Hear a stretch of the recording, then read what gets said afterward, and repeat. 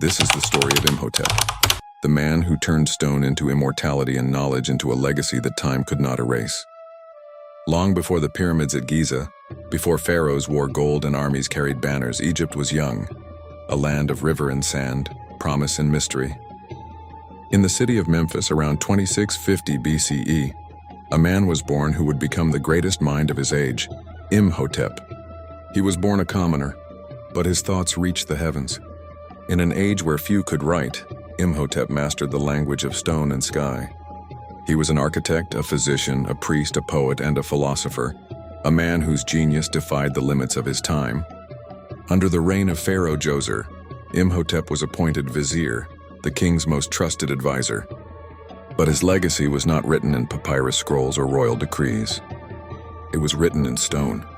When Djoser sought to build a tomb that would stand forever, Imhotep envisioned something the world had never seen, a structure that reached toward the heavens, layer upon layer, as if the earth itself was climbing to eternity. He designed the Step Pyramid of Saqqara, the first pyramid in human history.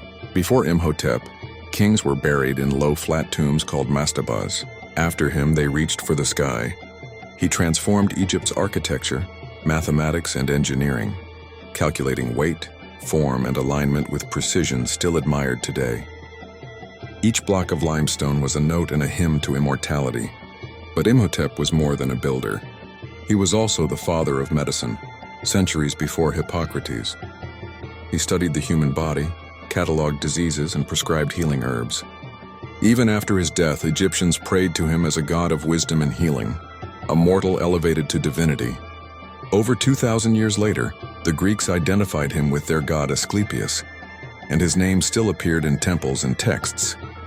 Imhotep's power did not come from weapons or wealth, but from his mind, a reminder that true greatness is built on knowledge, not conquest.